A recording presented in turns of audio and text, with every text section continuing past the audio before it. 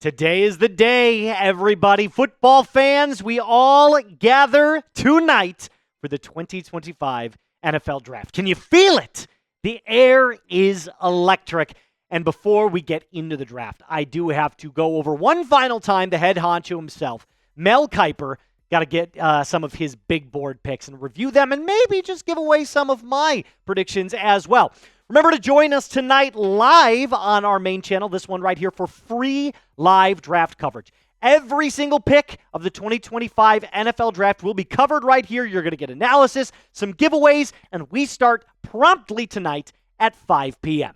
Now let's take a look at the NFL Draft order just to make sure that we've got all of our bases covered. The Tennessee Titans start at number 1. I don't necessarily believe that there's a lot of these teams that are going to be trading up in round 1. This is one of the very rare drafts that we have not seen a single trade happen pre-draft. So that gives me kind of, I don't want to say pause, but it gives me a little bit more security knowing that most of these teams I feel like are very comfortable with where they're staying. Now, it's not the most star-studded draft. It is a very good, deep draft in terms of depth. God, that was a mouthful to say. So like I said, we are going to take one final look at Mel Kiper's top 32 big board because a couple of weeks ago he put out his final mock draft and then just said, I'm done. That's all you're getting from me. And everyone was like, what? Dude, 2 weeks before the draft? Are you insane? So this is his final list where he ranks his number 1 through 32 players. Starting with these 4 guys right here. I don't foresee this list changing for a lot of people. Mason Graham, you could argue, is outside of the top 5, but I think he is as solid as an NFL starter day 1 as you're going to get. Now, where do I think these guys are going to go? Well, I've got some predictions. Travis Hunter goes to the Cleveland Browns at 2. Abdul Carter goes to the Giants at 3, followed by Mason Graham, who slides from Jacksonville at 5 down to the Carolina Panthers at 8. And I have a feeling the Bears will trade up from 10 to take Ashton Jeanty at 6. Now let's move on to the next grouping, 5 through 8. Shedeur Sanders at 5, I think that might be a little high for him. Cam Ward at 6, especially because Cam Ward, I think we know is going to go number 1, followed by Tyler Warren and Armin Membu. Now, again, very solid picks outside of Shedeur Sanders. But I have a feeling with Kellen Moore and his new head coaching regime in New Orleans, they're going to want to start fresh. Derek Carr, most likely not going to play in the 2025 season, so I think they take Shedeur.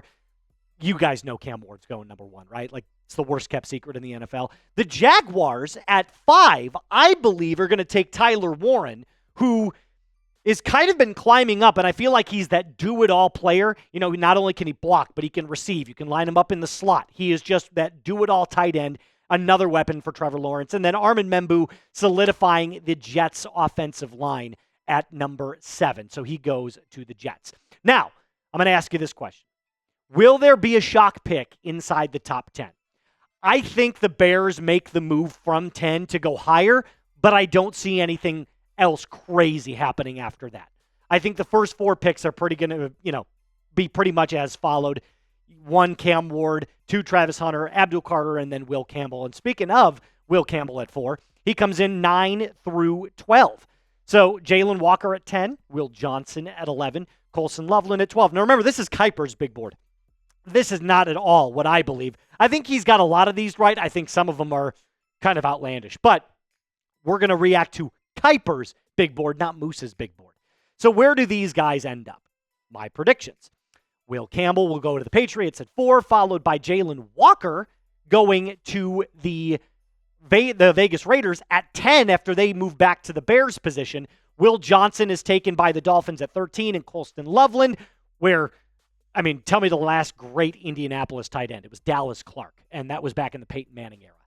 Yikes. Moving on to 13 through 16, looks like this. Calvin Banks, the offensive lineman out of Texas, followed by Omarion Hampton, Josh Simmons, and Matthew Golden at 16. The one player in this entire group that I think has the most kind of a question mark around him is probably Matthew Golden. Not because I don't think he's going to fall tremendously far, but I'm very curious to see what team lands him. And surprise, surprise, this is what I've got. Calvin Banks goes to San Francisco. Trent Williams is getting older, so they're going to need a replacement for him. So maybe he sits behind him for a year or starts at right tackle, and then they flip him over. The Denver Broncos getting their running back of the future in Omari and Hampton. The Houston Texans have to replace Larry Tunsil, so they get Josh Simmons. And the Arizona Cardinals take Matthew Golden. Now, that's the first half of Mel Kiper's Big Board. So coming up, we're going to get into the rest of them. And trust me, there are some picks that I love, and there are some picks that I cannot stand. But first, let me tell you about today's sponsor, and that is Game Time.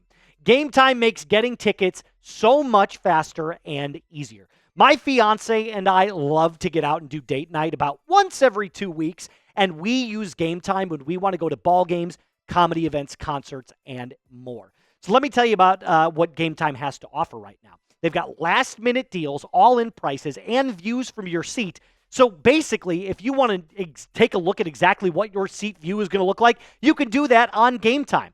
They take the guesswork out of buying MLB tickets, and I know you probably have noticed that the Major League Baseball season has started up. So you can save up to 60% off by buying last-minute tickets for all of these events. Their all-in pricing tool is one of these features where you can toggle it, and it shows you the total amount up front with no surprise fees at checkout. And I love that. The last thing I want to do is pay a fee-fi-fo-fum fee right before I go to buy my tickets.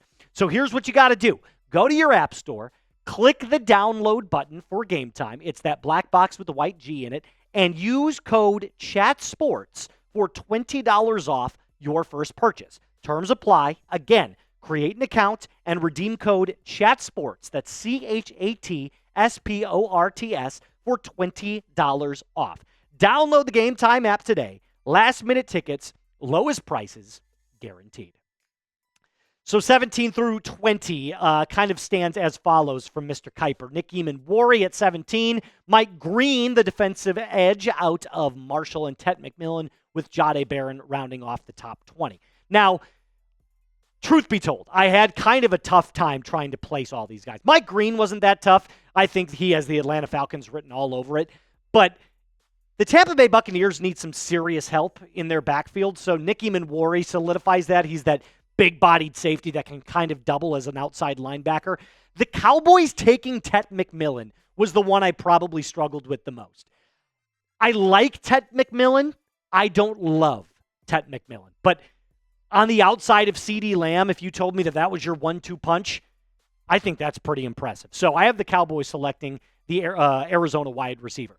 Now, if you're excited for the 2025 NFL Draft, go ahead, hit that thumbs up button. If I could give it 2, I totally would. Unfortunately, I'm talking to you, so I can't use my thumbs other than for, making hand gestures at this point.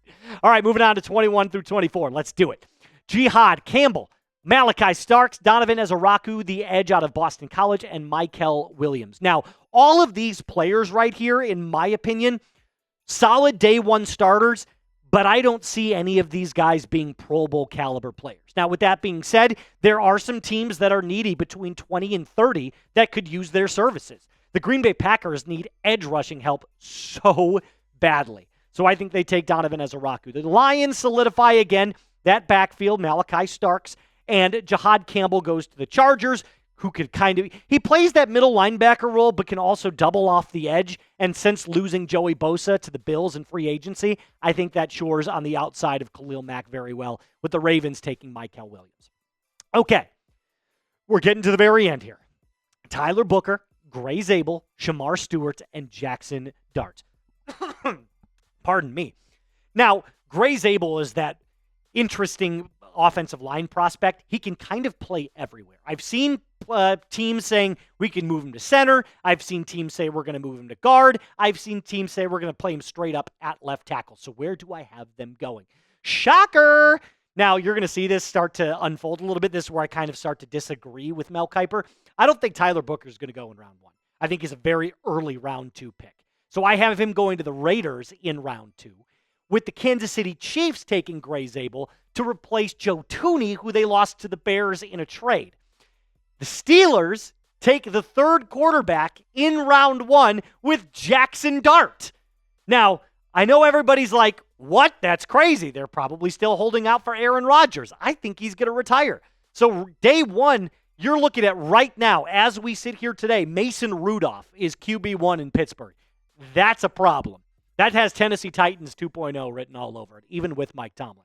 So I think that's where everybody else ends up. Rounding out the top 32, which would conclude round one, would be Donovan Jackson, the offensive lineman out of Ohio State, Kenneth Grant, the big-bodied defensive tackle from Michigan, Emeka Egbuka, wide receiver, and Carson Schweisinger, who I'm going to talk about in just a moment, at number 32, the linebacker from UCLA. Kiper, I love him. I've loved what he has done for the draft the last couple of years. It feels like he just mailed these in. Schweisinger is not a round one pick. You will not see him go in round one, I can promise you. In fact, most mock drafts that I've seen have him late 2, early 3. So where he's getting the number 32 overall prospect, I could never tell you. So I have him going to the Colts in round 2, and I think they pick at like 48 in round 2, which is like right in the middle of the second round. But out of this, like, doesn't Kenneth Grant just feel like a Philadelphia Eagle, right? Like, they want these super athletic big guys like Jordan Davis from Georgia a couple of years ago. I feel like Kenneth Grant is just all over the Philadelphia Eagles. And I know the Titans just signed Tyler Lockett last night, but I feel like adding Emeka Egbuka, a young receiver to pair with Cam Ward, who's now the franchise quarterback, I think that's a really good spot for him as well. We can finally breathe. If you made it to the end, go ahead, type draft for me, because tonight is the night. We start at 5 p.m. sharp. You don't want to be the only one that's not there at 5 p.m. I can guarantee you all your friends are going to make fun of you, call you a loser probably. But that is going to do it for us on today's episode. Remember, tune in tonight, like the video, subscribe. Everything is completely 100% free, and we will see you in just a few short hours. My name is Moose. Until next time, be cool.